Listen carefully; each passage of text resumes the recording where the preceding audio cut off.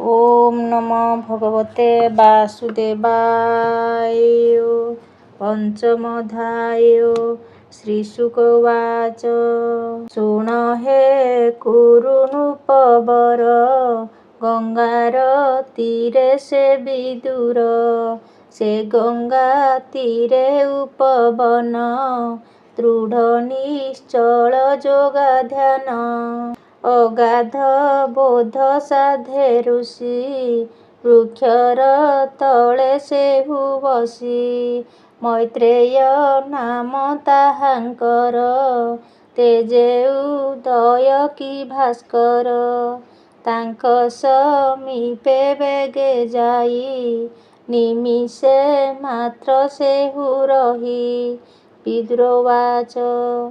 ସୁଖ ଚିନ୍ତନେ ସୁଖ ଲଭେ କହ ଏ କେବଳ ପ୍ରସ୍ତାବେ।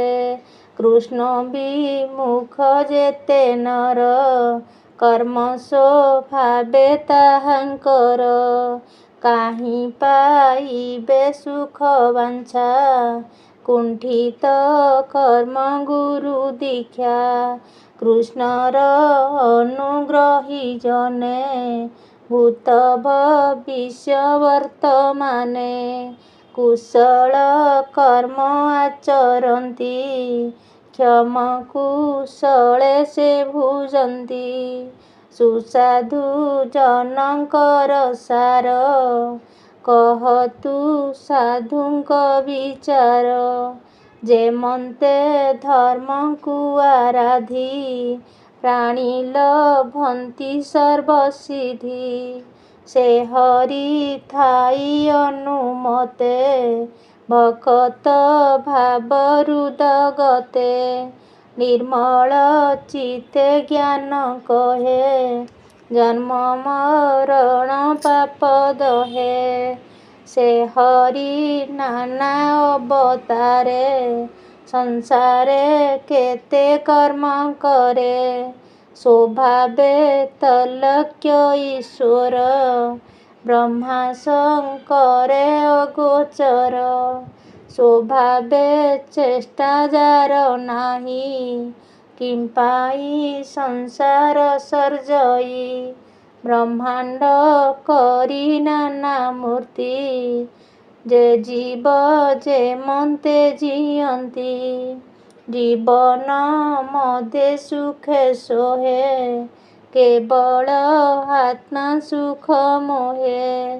ଯୋଗେଶ୍ୱରଙ୍କ ହୃଦ ଦେଶେ ସ୍ୱଭାବେ ରହେ ଏକ ଆସେ। ବହୁ ପ୍ରକାରେ ପ୍ରକାଶଇ ରବି ଯେସନେ ଶୂନ୍ୟେ ଥାଇ। କି ପାବି ହରେ ଜଗତେ ରୂପ ପ୍ରକାଶେ ବହୁ ମତେ। କର୍ମ କରଇ ଏ ଜଗତେ ଗୋବିନ୍ଦ ପ୍ରସନ୍ନର ଅର୍ଥେ। ସେ ହରି ଚରିତମୃତ ଶୁଣି ସନ୍ତୋଷ ନୁହେଁ ଚିତ।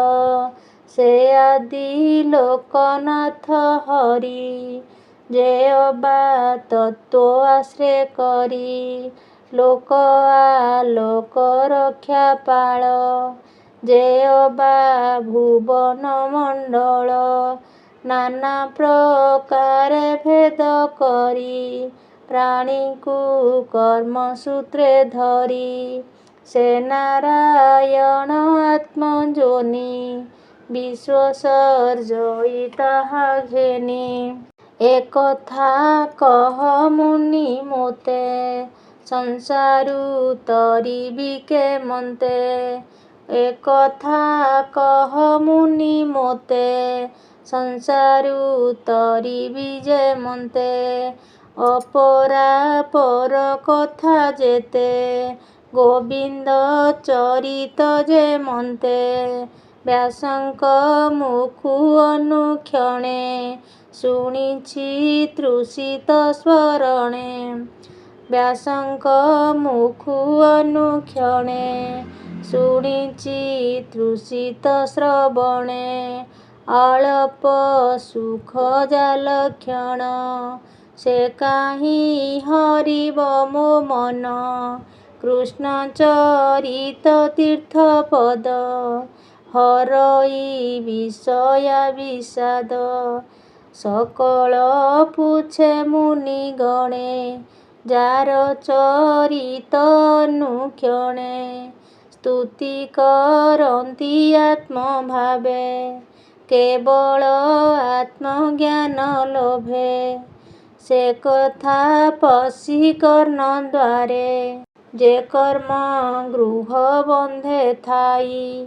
ତ୍ରିଗୁଣର ଯୁଗଳେ ଦେଇ, ଜନ୍ମ ମରଣ ମାର୍ଗେ ଟାଣେ। ସେ କର୍ମ ଛିଡ଼େ ତତ୍କ୍ଷଣେ, ଏମନ୍ତେ କୃଷ୍ଣ କଥା ଯେତେ। କହିଲେ ମୈତ୍ରେୟ ଗ୍ରତେ, ଯାହା ଶୁଣନ୍ତେ କର୍ଣ୍ଣ ପଥେ। ମନ ନ ରହେ ଅବା ଦୁଃଖେ, ଯାହା ଶୁଣନ୍ତେ ନୀତି ନୀତି। ନିବିଡ଼େ ବଢ଼ଇ ପୀରତି, ସେ ହରି ଶ୍ରବଣ କନ୍ଥନେ। ଯେ ପ୍ରାଣୀ ବଞ୍ଚେ ଅନୁକ୍ଷଣେ, ସକଳ ଦୁଃଖ ତାର ହରେ।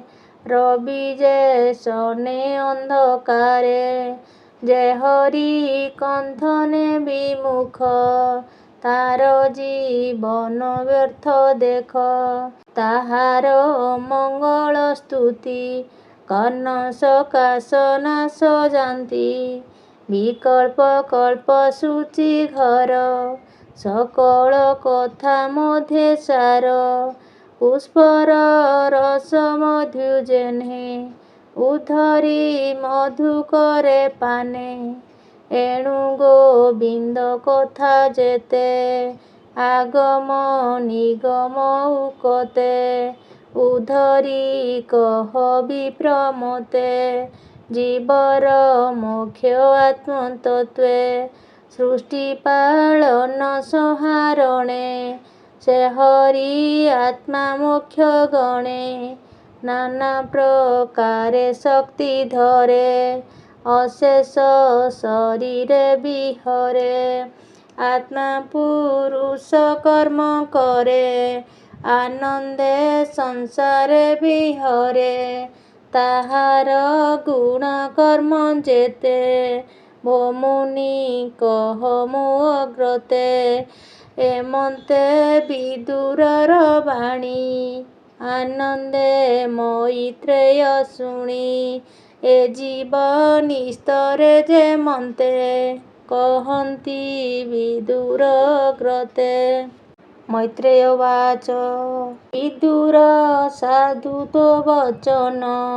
ଯେଣେ ତରିବେ ଦୁଃଖୀ ଜନ। ଏକଥା ହରିପରାୟଣ, ବିସ୍ତାରି ପୁଛ ତୁ କାରଣ। ବ୍ୟାସର ବୀର୍ଯ୍ୟେ ତୁ ସ୍ୱଭାବେ, ଜନ୍ମ ଲଭିଲୁ ହରି ଭାବେ। ସୂଚିର ଗର୍ଭେ ତୋର ଜାତ, ଏଣୁ ତୁ ବ୍ୟାସଙ୍କର ସୁତ। ସେ ବିପ୍ର ଶାପ ମୋକ୍ଷ ଅର୍ଥେ, ହରି ଭଜିଲୁ ଅବିରତେ।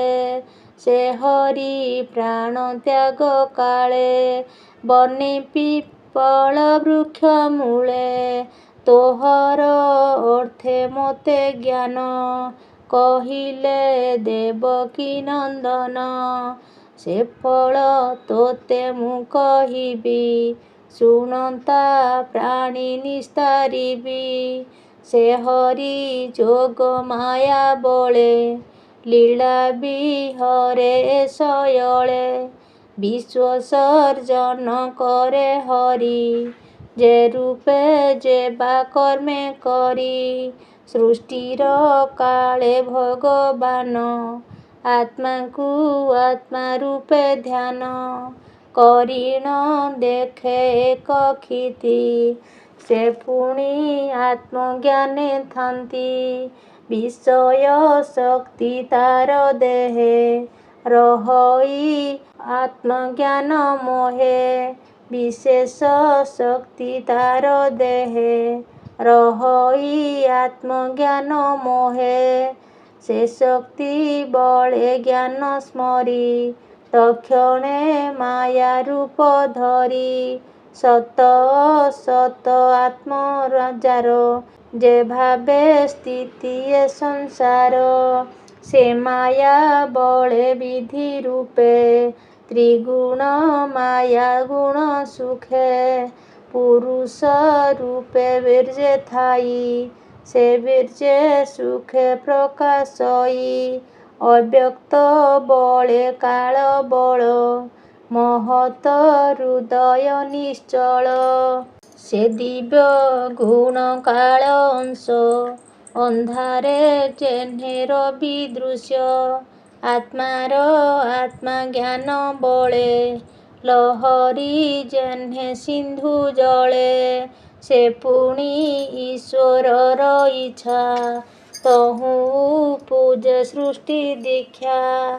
ତାର ବିକାରୁ ଅହଙ୍କାର ତକ୍ଷଣେ ହୋଇଲା ବାହାର। କାର୍ଯ୍ୟ କାରଣେ ତାର ଦେହେ ଭୂତ ଇନ୍ଦ୍ରିୟ ମନୋମୟେ। ବିକାର ରାଜସ ତାମସ ଏ ତିନି ରୂପେ ତା ପ୍ରକାଶ। ସେ ପୂର୍ଣ୍ଣ ବିଷ୍ଣୁ ମାୟା ବଳେ ଜଳଦ ବୃଷ୍ଟି ଯେହ୍ନେ ଜଳେ। ମନୁ ଉପୁଜିଲା ତକ୍ଷଣେ ଇନ୍ଦ୍ରିୟ ଦେବଙ୍କ କାରଣେ। ତେଣୁ ପ୍ରକାଶେ ଇନ୍ଦ୍ରିଗଣ ସେ ଜ୍ଞାନ ପରମ କାରଣ। ମନୁ ଉପୁଜିଲା ଶରୀର ଶବ୍ଦ ସ୍ପରଶ ରୂପ ହର। ଏ ଗ୍ରନ୍ଥ ସଂଖ୍ୟା ଗୁଣେ ମିଶି ତକ୍ଷଣେ ଗଗନେ ପ୍ରକାଶି। ସେ କାଳ ମାୟା ରୂପ ଅଂଶେ ବିଷ୍ଣୁ ସ୍ୱରୂପ ଦୃଶ୍ୟାଦୃଶ୍ୟେ। ତହିଁ ସବଦ ଗୁଣ ଥୋଇ ଶୂନ୍ୟ ସବଦ ପ୍ରକାଶଇ। ଯାହାର ତହୁଁ ବେନି ଗୁଣ ସବଦ ସ୍ୱରୂପ ଲକ୍ଷଣ। ସେ ପୁଣ୍ୟ ବଳେ ବିକଶିତ ଜ୍ୟୋତି ତାହାର ତନୁଜାତ। ସେ ଜ୍ୟୋତି ରୂପ ମଧ୍ୟେ ଥୋଇ ସର୍ବ ଶରୀର ରସ ପାଇ। ବାୟୁ ବିକାରେ ଯେହ୍ନେ ଜଳ ସର୍ବ ଶରୀର ରସ ମୂଳ। ତିନି ଗୁଣ ଜଳେ ଥୋଇ ଭୂମି ଉପୁଜେ ଜଳେ ଥାଇ। ଏମନ୍ତେ ସୂର୍ଯ୍ୟ ପରିବାର ଭୂତ ଇନ୍ଦ୍ରିୟଙ୍କ ଈଶ୍ୱର। ତାହାଙ୍କୁ ଲକ୍ଷ୍ୟ ଦେବଗଣ ଭୂତ ଇନ୍ଦ୍ରିୟଙ୍କ କାରଣ। ଅଧିଦେବତା ଅଧିକାରେ ପ୍ରାଣୀଙ୍କ ବିଷୟ ଗୋଚରେ। ଦେବାଉଚୁ କର ଅଞ୍ଜଳି ଶିରେ ଦେଇ ଭାବେ ବୋଲନ୍ତି କୃଷ୍ଣ ଚାହିଁ। ଭୋନାଥ ନମୁ ତୋ ପୟରେ ପ୍ରସନ୍ନ ଜନ ଦୁଃଖ ହରେ। ଯା ପାଦ ପଦ୍ମେ ଆଶ୍ରୟ କରି ସଂସାରୁ ତରନ୍ତି ସଂସାରୀ। ଯେ ଧାତା ତୋର ମାୟା ବଳେ ଅଶେଷ ଜନ୍ତୁ ଏ ଶୟଳେ। ଶେଷେ ସଂସାରୁ ତରି ଯାନ୍ତି କେବେହେଁ ଭ୍ରମେ ନ ପଡ଼ନ୍ତି। ଏଣୁ ତୋ ପାଦ ସେବା ଅର୍ଥେ ଆମ୍ଭେ ରହିବୁ ଏ ଜଗତେ। ତୋ ମୁଖ ପଦ୍ମ ଛାୟା ପ୍ରାୟେ ଯେମନ୍ତେ ପକ୍ଷୀଙ୍କ ଆଶ୍ରୟେ। ନିଶ୍ଚନ୍ତ ପ୍ରାୟ ଘୋର ବନେ ଆଶ୍ରୟ କରନ୍ତି ମୁନି ଜନେ।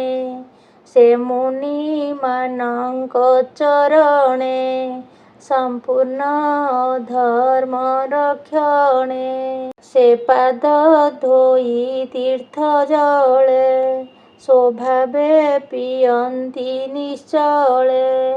ଏ ଯେଣୁ ତୋହର ଚରଣେ ହୃଦେ ଭାବନ୍ତି ଅନୁକ୍ଷଣେ ଜ୍ଞାନ ବୈରାଗ୍ୟ ମନେ ଚିନ୍ତି ତୋ ପାଦ ହୃଦେ ଆରୋପନ୍ତି ଭୋ ନାଥ ଗୃହ ଅନ୍ଧକୂପେ ପ୍ରାଣୀ ପଡ଼ନ୍ତି ଘୋର ଦୁଃଖେ ମୁହିଁ ମୋହର ବୋଲି ଗ୍ରାସୀ ଦୃଢ଼େ ବାନ୍ଧନ୍ତି ମୋହପାଶୀ ଦୃଢ଼ ବନ୍ଧନେ ଏ ବିଷାଦ ହେଳେ ଖଣ୍ଡଇ ତା ବିପଦ ଅଶାନ୍ତି ଇନ୍ଦ୍ରିଗଣ ବଳେ ହୃଦୟ ନୟନ ନିଶ୍ଚଳେ ଅସାର ପଥ ନ ଦେଖନ୍ତି ସେ କଳ୍ପ